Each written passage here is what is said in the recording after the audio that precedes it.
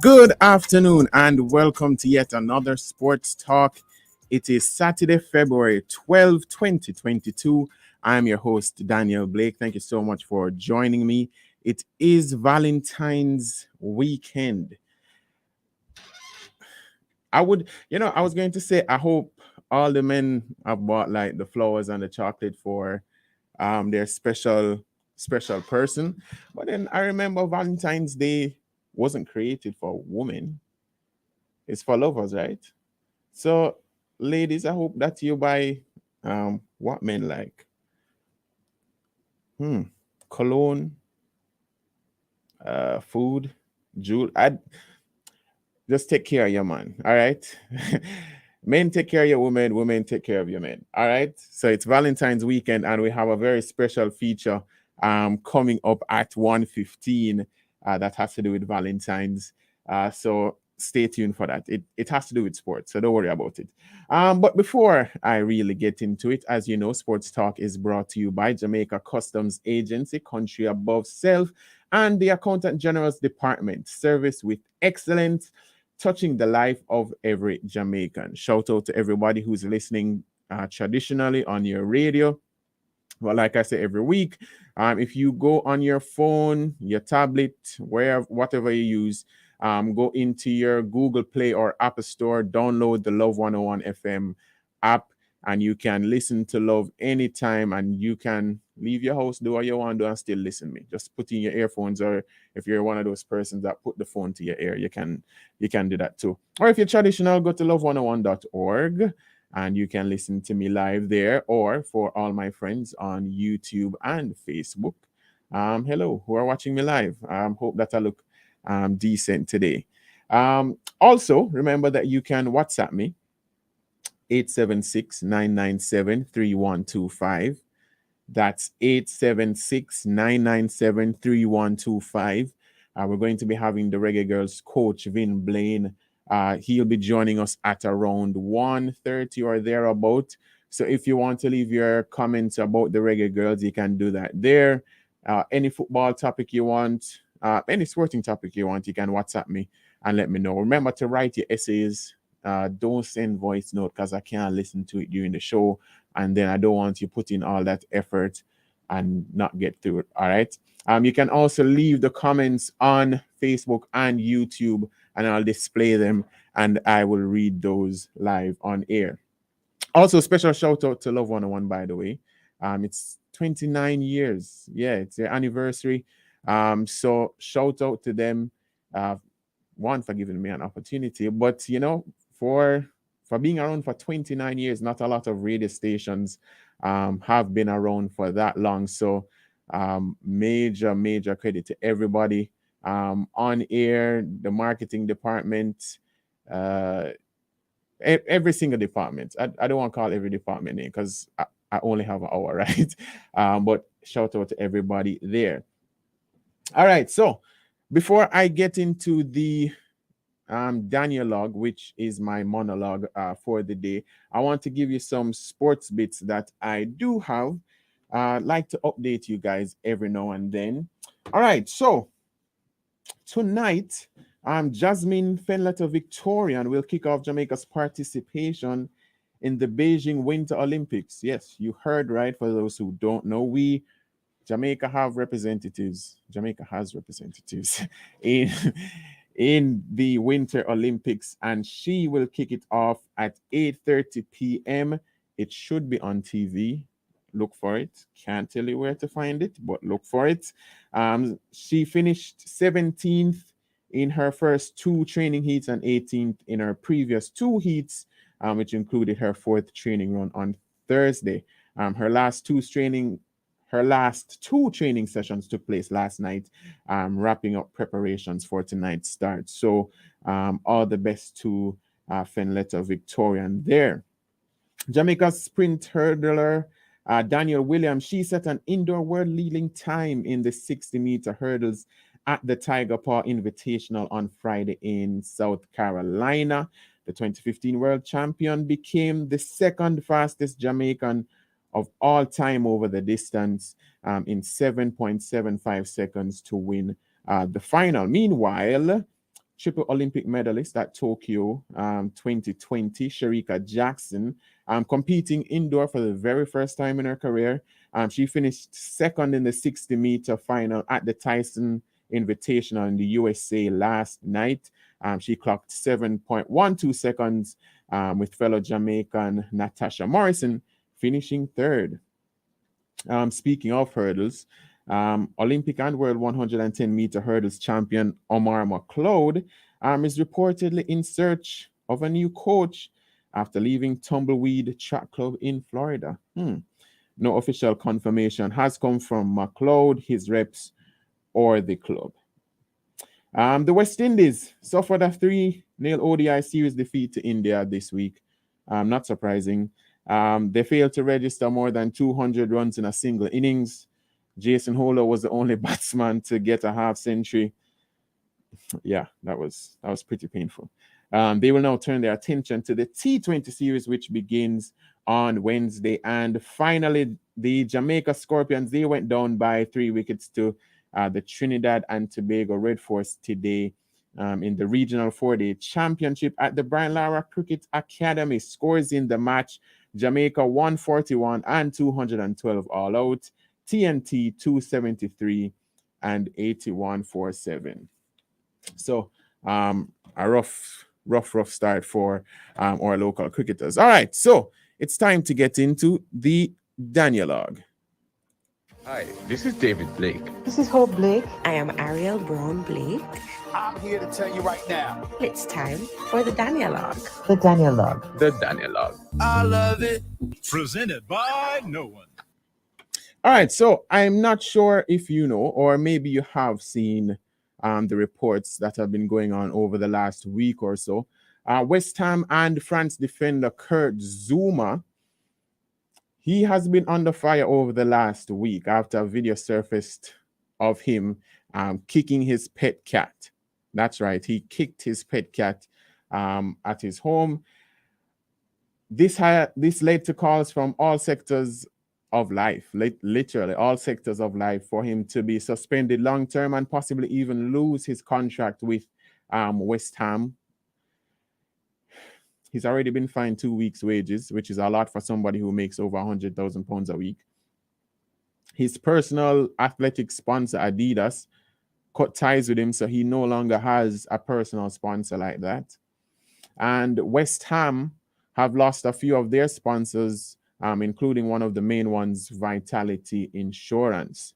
West Ham manager David Moyes has also been criticized because he continues to include Zouma in the team despite this whole controversy. So, let me just start out by saying that I am not a fan of cats. Cats are extremely creepy. For example, you ever go outside at night and you just see these eyes looking at you? Like, cats are extremely scary, and because they will just like scratch you, and them so swift, they can literally jump off a building and land on the 4 legs like it's nothing. So cats are extremely scary for me. However, I certainly don't condone what he did. It makes matters worse because, one, it's on camera. It's his brother who recorded the video, by the way. Should I give him brother 2 conk? But the fact that he did it on camera was terrible. Like, that's the second red flag apart from kicking the cat. But the third red flag is like, that's your pet cat. The fact that you decided to have a cat as a pet means you should treat your pet properly. So what he did was extremely stupid, and he deserved criticism, right? For sure. But does he deserve the level of hate and criticism that he has been getting, so much so that people don't want him to even play football ever again? And then when you also think about it, reggae boy Mikel Antonio, who is his teammate at West Ham, he was the first to speak about it, one of his teammates publicly to speak about it. And he asked the reporter at the time, is kicking a cat worse than racism? Is kicking a cat worse than racism? All this pressure that Zuma has got for kicking a cat, if you look on all the other issues that have happened to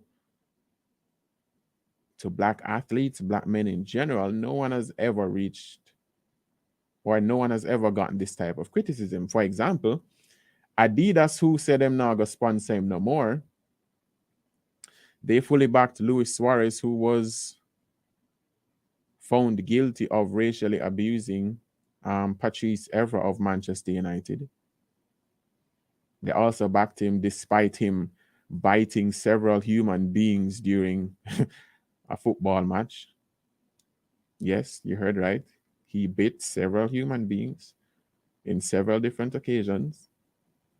Adidas also is sponsoring the World Cup in Qatar this year, where there have been thousands, if not millions, of questions of human rights, and there have been reports that thousands and thousands of migrant workers are dying. But apparently Adidas have strength for a man who kick a cat.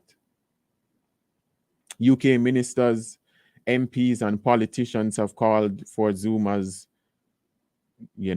head, if you want to say it. But then their prime minister held some lockdown parties, or was a part of lockdown parties during the heights of COVID, where thousands of citizens died, but them now make up no noise. So I literally could go on and on, but the fact of the matter is this. It almost seems like animals are treated better than black men. Like if you look around the world, like the reactions from a lot of agencies, organizations, when things happen to animals, it's like, oh my gosh, what, how do we stop this?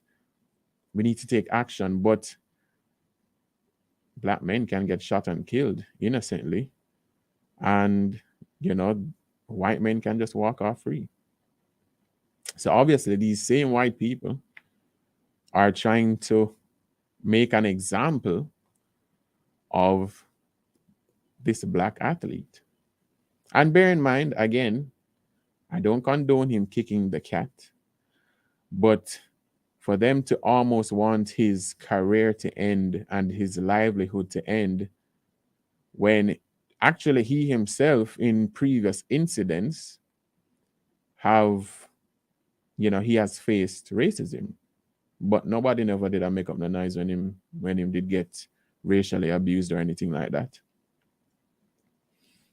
But kicking a cat,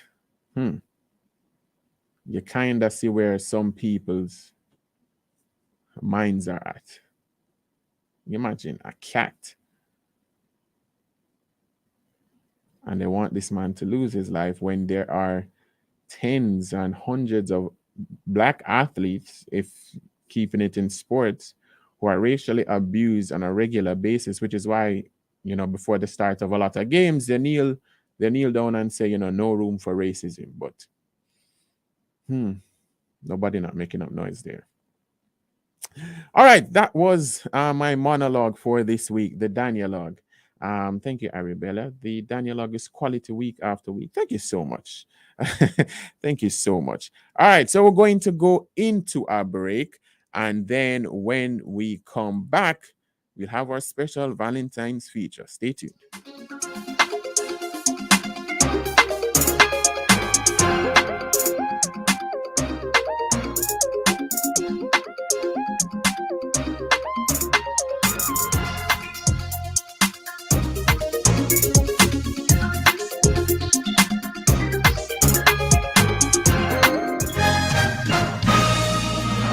Love 101 FM, the family station, is celebrating 29 years of service to Jamaica. And on Sunday, February 13th, we will pause to say thank you, Father God, for all you have done.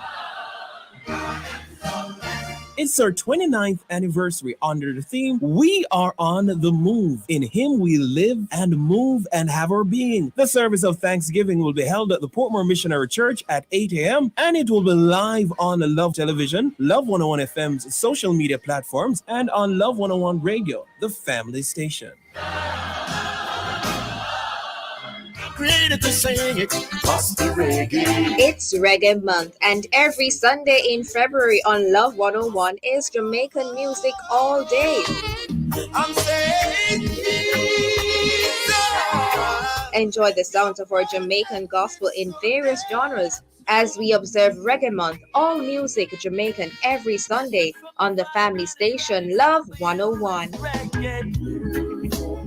reggae keeps me grooving.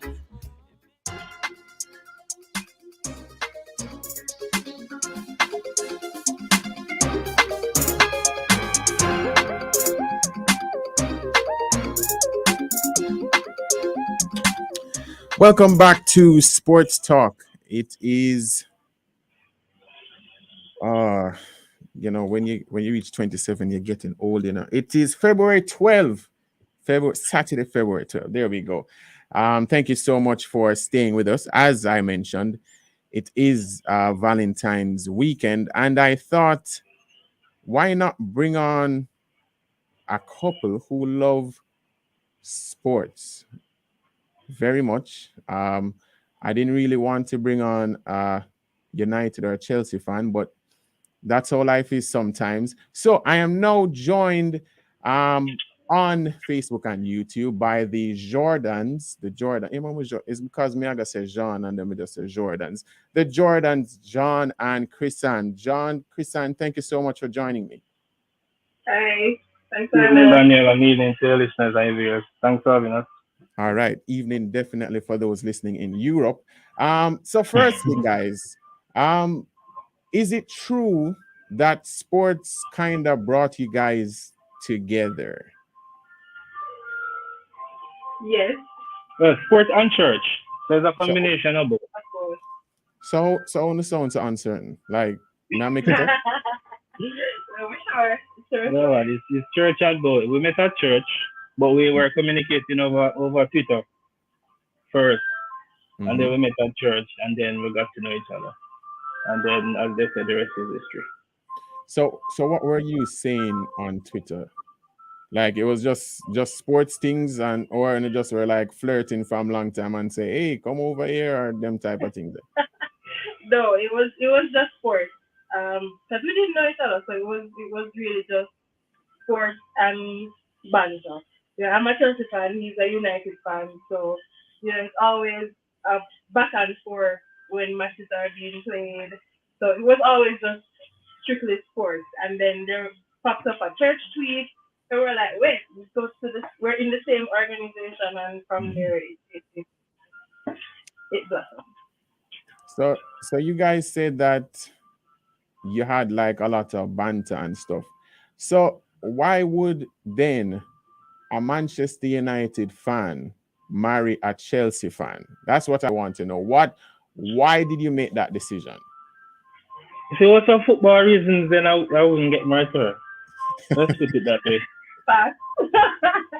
But it was more than football. It was commonality, common interest. So she said she was an Allen Iverson fan. I don't know if that's still the case. I still am. She said she was a Messi fan. I don't know if that's still the case. But I knew she's a Chelsea fan, and I'm a United fan. I support Lakers. So we had a little banter about basketball as well. But football is the main thing. She watched cricket, so she watched CPL and things. But football was the main pulling attraction. But as I said, if it was for her being a Chelsea fan, then no, I wouldn't get married to her. So let me ask the Chelsea fan this. Yes, because United fans are probably some of the most unbearable human beings to ever they're exist. problematic. So why you decide to take up a quote-unquote problematic United fan. Listen, as he said, if it was just strictly for football, I couldn't deal because no, we could not get along if it was just simply football. But it was much more than that. It was just way more than that. And it doesn't hurt. The banter doesn't hurt. Yeah, it helps Yeah, actually. it helps. It's fun, Yeah. especially when we're playing against each other. Yeah, it's a tense but a fun time in the house. Yeah, because I was actually going to ask that because my wife, she literally had no all right, I don't want to say no choice She because I don't. didn't. She didn't. She did. She had, Yeah. You can't say it. yeah, yeah. Yeah. I persuaded her to support Yeah. Arsenal because Oh, obviously that I is get Wow. sad. yeah. That is sad. That's very sad. Let's not go there. I don't know that for her. No. Nor you either. Yeah, I really apologize to her in advance. But yeah, I don't know how you guys manage, especially after you lose games and then have banter in that household. Was there is well, not was there, is there ever a point where it gets so bad that when they don't talk to each other and they just like ignore each other for like some hours and then they come back? Well, initial stages after we just met, he was way more affected by United. Like, yes, it was. If the last time game was bad, just leave him for a few, let him cool off, and then circle back later on because he's just out of everything in a mad rage. So, but now he's getting used to having a sucky team, so he's better able to manage supporting such a club Yeah. and losing all the time. No, yeah, we don't lose a lot, No. but we don't win a lot either. Yes, he's But getting. It doesn't affect him as much. When you just like, man, because we made what 2015. That was just so it was like 3 years after. So it's not a case where I was just to lose games dropping. Mhm. So transition was difficult, but it's been what 7 years. I've been games. I've gone to not last week. So I've been handling it better. She said it wasn't even her experience. No, him for a while. All right, so sort of an well, not sort of an off the sports question. How have you guys been able to not only stay together for this, I would say a long period. Once you stay together for more than a month, that's long for me. But like, what would you say are like the factors or key factors that have made you guys say, you know what, I want to stay in this marriage and I want to continue to do this on a regular basis? I think first of all, I have to say to everyone, I'm up for you, Emma, because the same rules for everyone. So, there are some people who Oh wait, guys, 1 second. I don't know if it's my internet or your internet chipping in. Let me just check something real quick. okay. Da, da, da, da. Yeah, this is all right. All right. So hopefully that is fixed. All right. So from the top, how want to stay together? Enough? Yes, I am. Yes. First is for us to find what works for us as a couple. Everybody will not be the same things that might work for your wife might not work. So it's important. Oh, yeah. Looks like we had some issues right there. So they should just be rejoining me shortly. But that is Jean and Chris and Jordan, two sports fans who I guess we're on the opposite spectrum of life. One a Manchester United fan and another a Chelsea fan, and they have been married. I don't know. It just chipped out. Yeah. Yeah. Sorry about that. It's probably mine. So all right. So back to the question of staying together. This for the long term. Yes, a lot of prayer. That's important.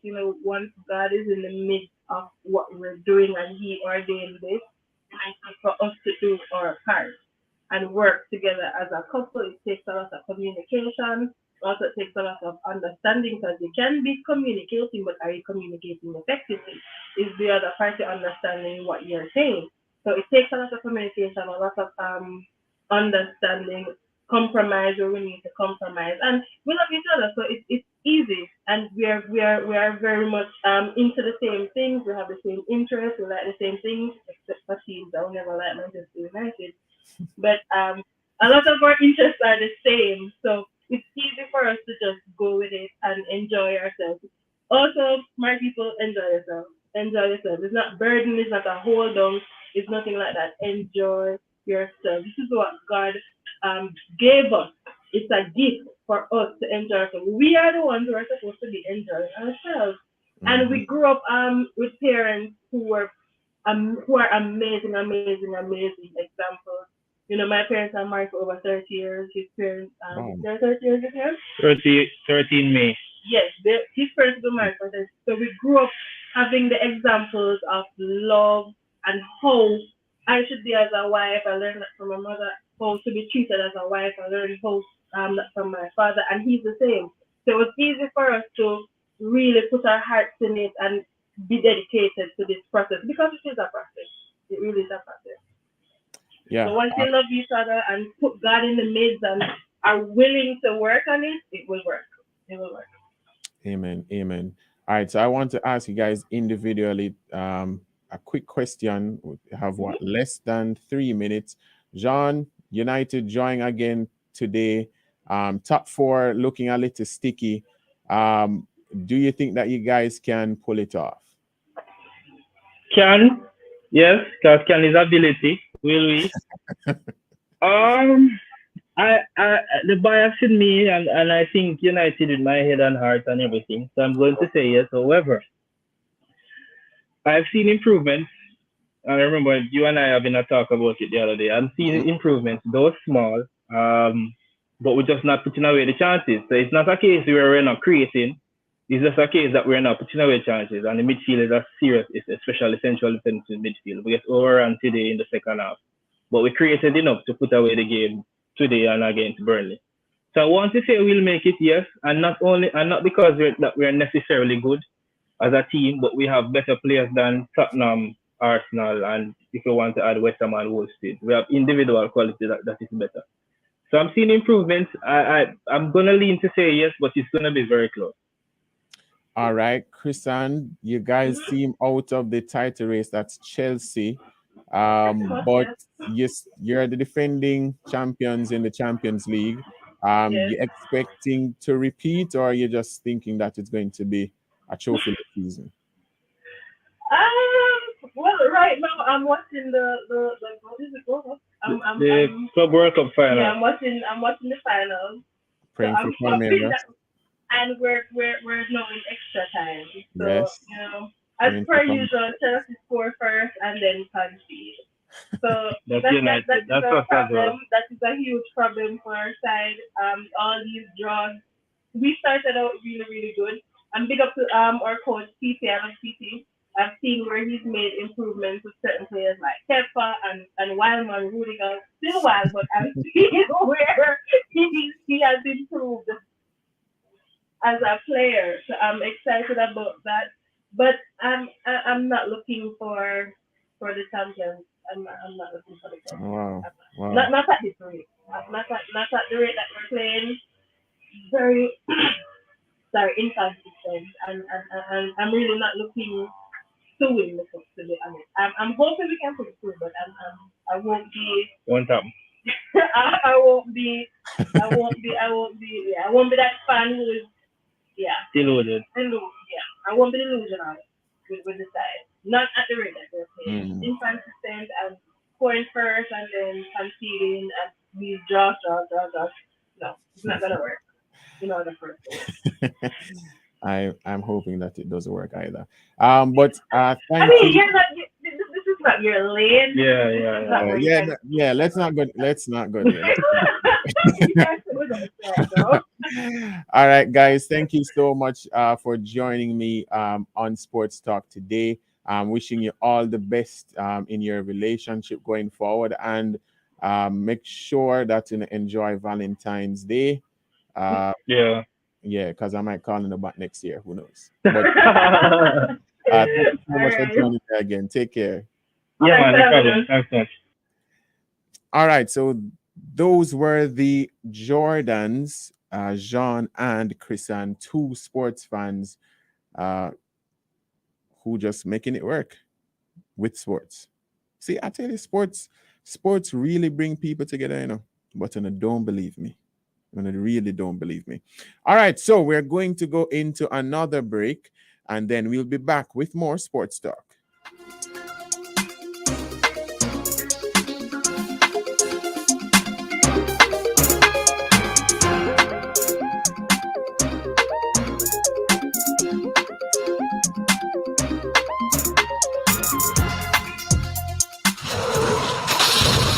What a good thing me to get the third party, brata. Third-party car insurance just got a whole lot better at Key Insurance. Just add Brata to your third-party motor insurance policy and get collision coverage for your vehicle plus protection to the other driver. Request the quote online at keyinsurancejm.com or call 888-CALL-KEY. It's a third-party Brata. Extra protection, extra savings, and extra peace of mind. Conditions apply. The Ministry of Health and Wellness invites members of the public to attend a vaccination site Saturday, February 12, Sunday, February 13, to receive their first or second dose of the AstraZeneca, Sinopharm, or Johnson & Johnson vaccine for persons 18 years and older. Jamaicans 12 years or older will also be offered the first or second dose of the Pfizer vaccine. Here are the sites for Saturday, February 12. Portland, Neville Antonio Park, 9 a.m. to 4 p.m.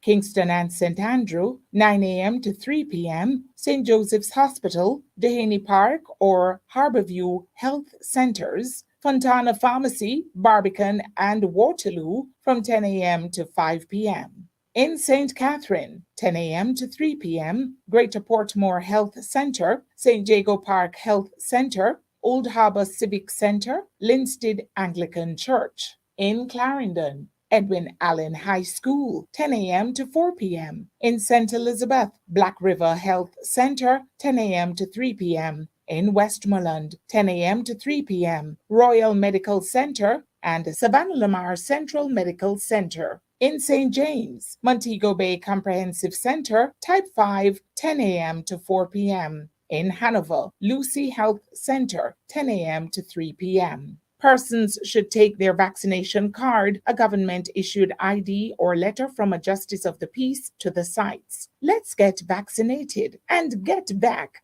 to life.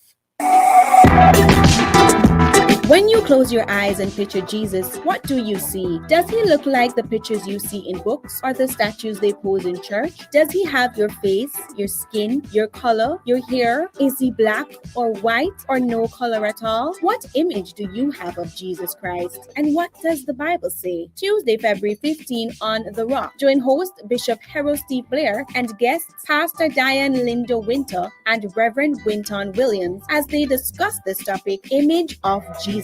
That's The Rock, Tuesday, February 15 at 10 a.m. on the family station, Love 101.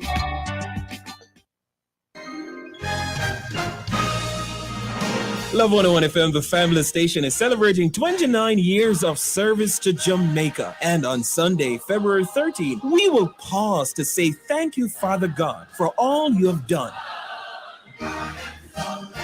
It's our 29th anniversary under the theme, We Are on the Move. In Him we live and move and have our being. The service of Thanksgiving will be held at the Portmore Missionary Church at 8 a.m. and it will be live on Love Television, Love 101 FM's social media platforms, and on Love 101 Radio, the family station. Anniversary day, just round the corner, celebrating all the gift from the Father. God, how you good? How you love we so? 93 till now. You never let we go. Come Monday, February 14. Celebrate all day upon the big sea. With the family of listeners and announcers, them. Love 101 for everybody, my friend. It went nice, you see.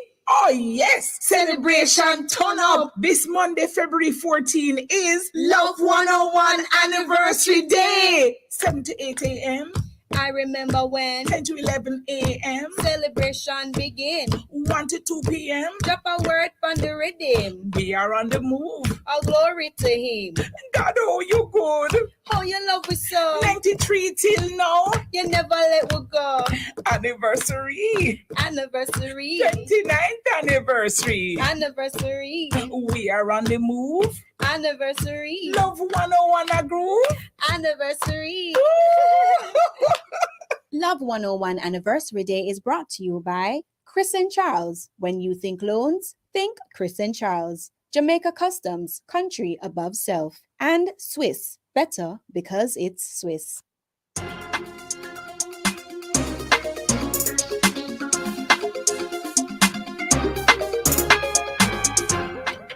Welcome back to Sports Talk on Love 101. It is 1:37, and I am now joined by, I guess you could say, a football maestro. Has basically done almost everything in the local game. He is now the interim Reggae Girls head coach, Irvin Blaine. Vin, thank you so much for joining me.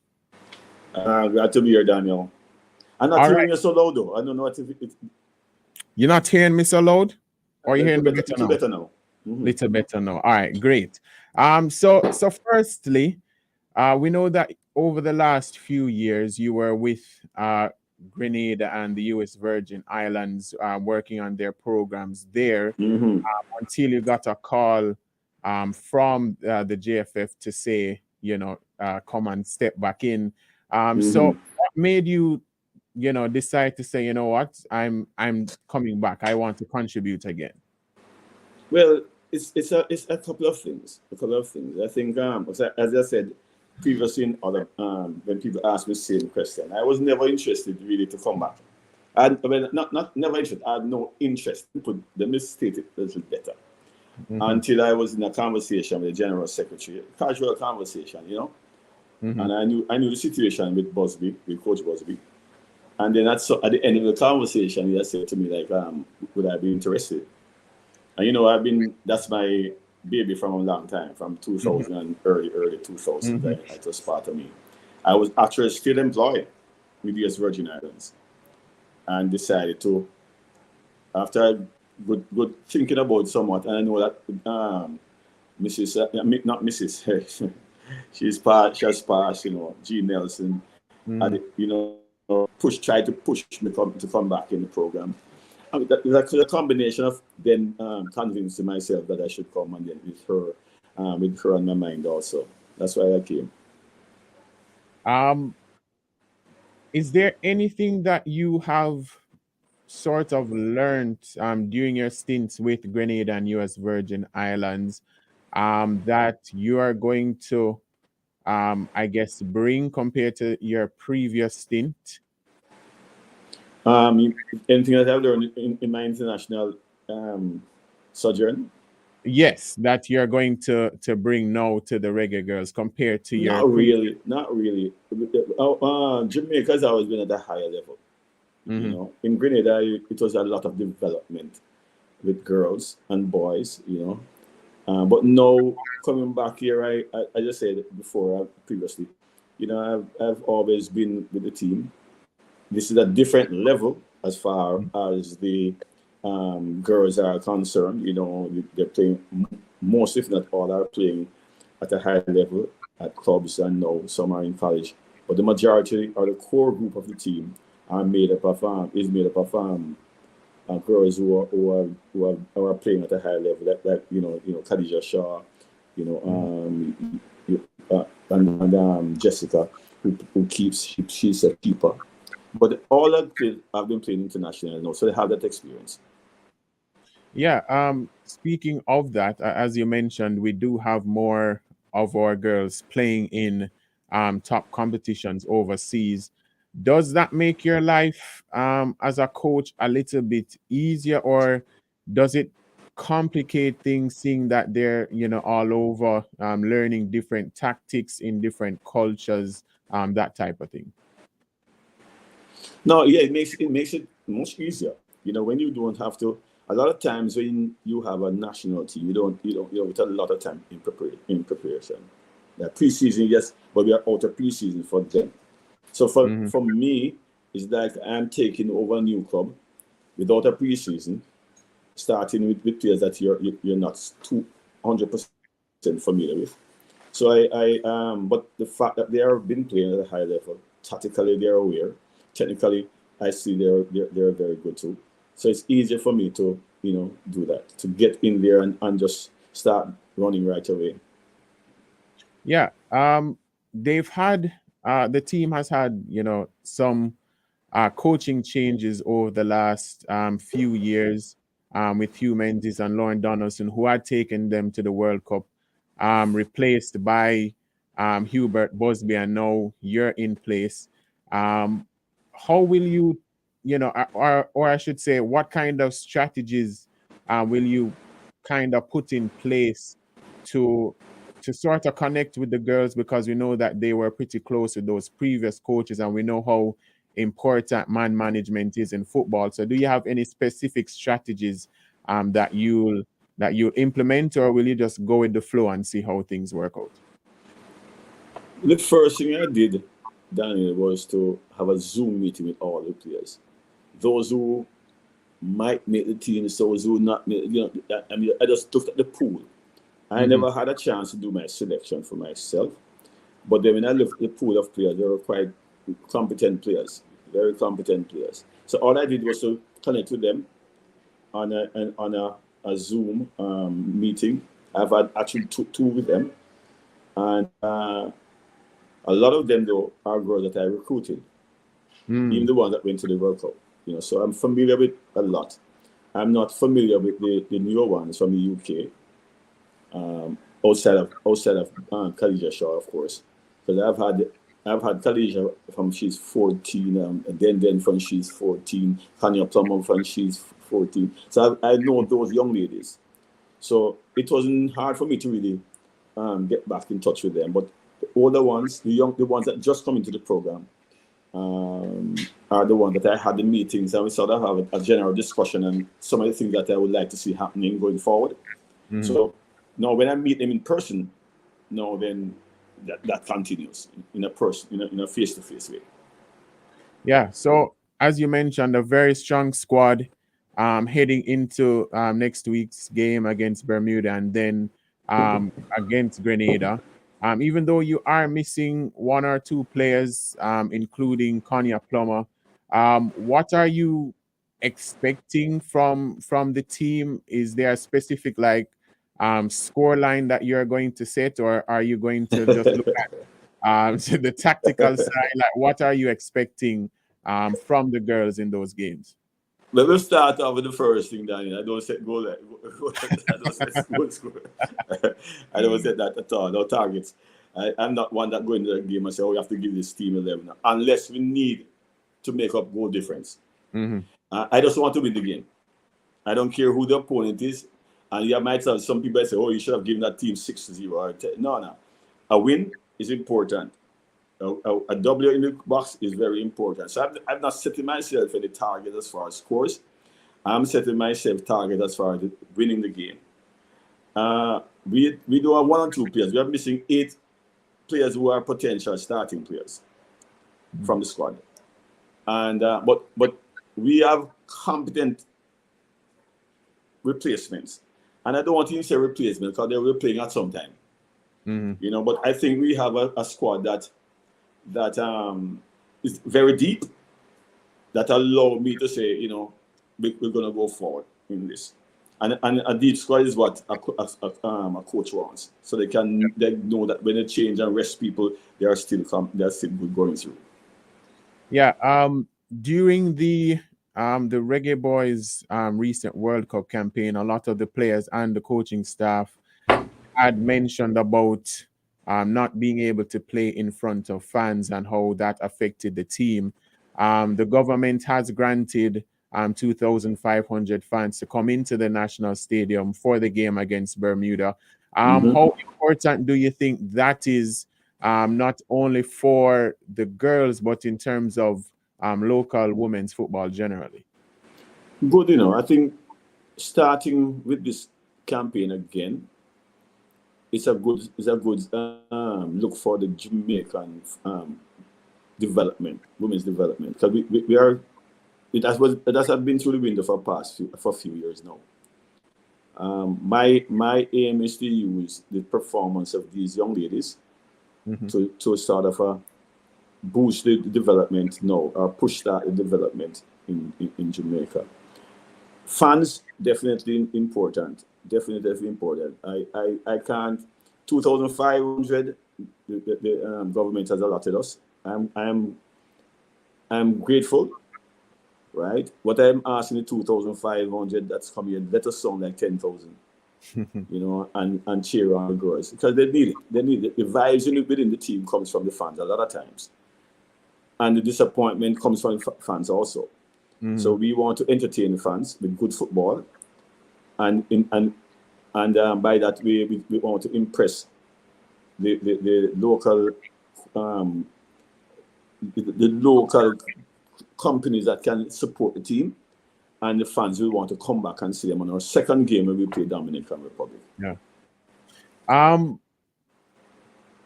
Well, I want to bring this one up as well. You mentioned Khadija Shaw earlier. Christian Pulisic, who plays for Chelsea in the English Premier League, he said that every time he plays for the US men's national team, he almost feels a next level of pressure, because he knows that he's the star, and you know, sometimes he overcomplicates things and puts a lot of pressure on himself. Khadija now is one of the best women's strikers in the world, doing very well with Manchester City there in England. Have you sort of spoken to her to let her know that, you know, not to put too much pressure on her shoulders and just to play freely? Yeah, I've spoken to Khadija. And even before, from the last World Cup, that she was going to the World Cup, right? I spoke to her, you know, and that she's going to be under a lot of pressure because she's a marked player. And it will be different. It will be even worse this time around for her, because back then she was making her name as such. Now she has gone to Man City. More pressure is on her. She's scoring goals. So, but I think she is comfortable now, and I think she can handle the pressure. And the beauty about it, she'd have people around her that can support her. Yeah, and so part of my plan is to see how I can give her the support up top. Yeah. We have seen over the last few years where the coaches have had some issues with the JFF, and you know, some siding more with Sidella Marley and those type of things, and there was even a contractual issues with the girls. How is your relationship so far with the JFF hierarchy, with Sidella Marley, and are all the issues that we usually hear about sorted out so that these things don't come up in this campaign? Well, we are coming from a background of antagonistic thing between the JFF and the players and the coaches. It was no secret. The coaches went to the press. Everything was out in the press. The girls had view of the JFF. Let me start over. Say I don't defend the JFF. I defend proper lines of communication. Mm-hmm. I don't believe what happens within my team should be expressed in the press. From I came on board, I have been having good conversations with the General Secretary. I've gotten the contract out of the way. The girls are quite pleased with what the contract is now. I got something changed through discussion with the General Secretary. General Secretary and I have a very good relationship. I know them from before they're General Secretary and before they're President, right? Mm-hmm. So in that regard, I really approach them with respect, regardless of what I hear outside. That's not my doing, right? The way I approach my program is to show everyone respect. Also have internal talks and not external talks. I don't want to hear my dirty laundry out in the public. I don't think that's good for the players nor the program. The first thing I say to the players is that, listen, let concentrate on playing football. Let me handle the situation, interaction with the JFF. And so far, it has been going 80% well.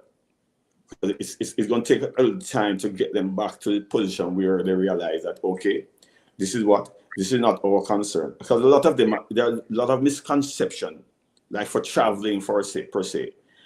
It's not the JFF who goes out and look at the flight details and routes and everything. It's not them. It's the agency that they hire. Mm-hmm. And sometimes it makes it seem as if the JFF who is doing this, right? The JFF pays the bills, right? The agency finds the routes and the best routes for them. Now maybe we can say, why are they finding the cheapest route, right? And now it's for me as a coach to say, no, this can't take place, and reason. I have a reasoning with them. And since I've been here and with this campaign coming up, Daniel, I've been here able to discuss with the agency why this, why that. Look at this. That's what happens. So it's not a matter. Even my travel, I have to look at it and say why here. But I'm not gonna say, oh, the JFF is doing this. No, every company wants the best route out financially, right? And let me reiterate: I am not defending the JFF. I am defending good reasoning, right? And also don't let it affect the players. So I've had limited contact with Marley so far, Marley Foundation and Sidal and Marley. We had one meeting already with them, along with the president and the general secretary and the vice president. We had a meeting with Sidal and Marley and our staff. So from that, I've not had any sort of relationship. But my job is the relationship with Marley, to me, it shouldn't be even so much around the coach. It should be around the administrative part with she and the JFF. Mm-hmm. Whatever is done before, I have to sit back and look and hope that we can sort it out where the players are not against the JFF. The players are not against me. I'm not against the JFF. I'm not against Sidal Marley. The only way this program can move forward, Daniel, is if we come together in unity and encourage the players to perform. Yeah. Usually, a coach, he or she will scout the island to find the best talent possible. But since the pandemic, we haven't had women's football at a professional or at junior level in the high schools, etc. Mm-hmm. Is that a concern for you? And have you spoken to the JFF to see how they can restart those programs so life is made easier for you when it comes to selecting teams? It has always been a concern even before I came back. Because for those who don't know, I was in charge of the women's program from when Captain Burrow was there from 2005. We had an opportunity to go to the World Cup in 2006. As a matter of fact, if the format was as it is today, would have gone to the World Cup from 2006, right? And then we had a vibrant. Most of those girls from 2005, or if not all, I should say all, in 2005, 2006, were from the local Sherwin-Williams Premier League with clubs, Barbican, Harbourview, Portmore Strikers, teams from Montego Bay. The players came from that group. because at the time we never had the luxury to start scouting for other players in Europe. I started now with bringing in players from Canada and USA. The core group of those players were part of the 2019 World Cup squad. Mm-hmm. You know, and then now I think I said it without any apologies. I have said that we went to the World Cup at the expense of local development because we had so much influx of overseas players. But also, I have to not just blame that alone. I must also blame the behavior of the girls who were in the program at the time. So much so that we had to stop the program. You know, but so I want to start that program again. And it has to be a discussion, not from me as such, from the women's committee, the technical committee, and the executive body of JFF. That they have to now sit. Everyone has to come to the table before we're gonna start over this process and get young ladies coming up. Because we now have some coming up from the under 17s and under 20s. So how can we now integrate them into football? It's going to be tough because right now we have players who are playing for us who are young and are part of this program. You know, so they have to come now and say, okay, I want to be there and play and train and try and make the team. All right, Coach. I know that you have things to do. So my final question, just hearing everything that you've said, everything sounds pretty long term. We know that you have the interim tag right now, but are you willing to stay on for the longer term, or are you just focused on just the World Cup cycle right now? No, yes, my first focus is no short term to qualify for the World Cup, get to the repeat World Cup. But the longer term, I have a contract that goes up to I think 2023. I think it is. It's not just a short term, but well, you can call that short term. Some people might call that short term. But in the same way, I'm looking at how I can assist in developing the process and get the process where the girls start playing again. You know, you have a vibrant under 17 team, you have a vibrant under 15 team. In 2018, when I happened to be in, I was with Grenada at the time, but I happened to be in IMG with the under 15 program competition. And Jamaica, I saw a team from Jamaica, under 15 team from Jamaica. It's quite good. They never did well in the score line, but if you see who they were playing against, it was tough. Mm-hmm. And that team, I don't know where those girls are now.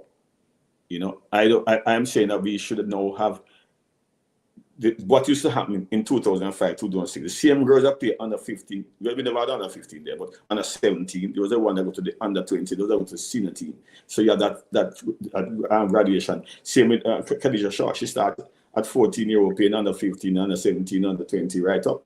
Yeah. Then Isha Black the same thing. Truly Carter the same thing. We have to get back to that if we want to develop the football and give our local girls an opportunity. Yeah. All right, Coach. Thank you so much for joining me. Wishing you and the girls all the best in the upcoming games. So all the best and take care. Thanks, Daniel. Thanks for having me on. All right. So that was Reggae Girls head coach Vin Blaine there talking about the Reggae Girls upcoming games against Bermuda and Grenada in the first round of World Cup qualifying. They're hoping to go to back-to-back World Cups after that historic appearance in 2019.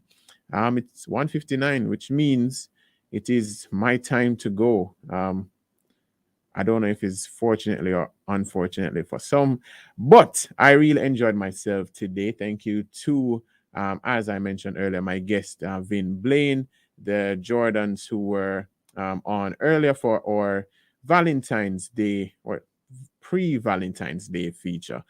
So join me again next week for another edition of Sports Talk. Plan to have so much more exciting discussions. Once again, Sports Talk brought to you by Jamaica Customs Agency, Country Above Self, and the Accountant General's Department. Service with excellence touching the life of every Jamaican. I am Daniel Blake. Be safe, have a great weekend, and keep loving one another.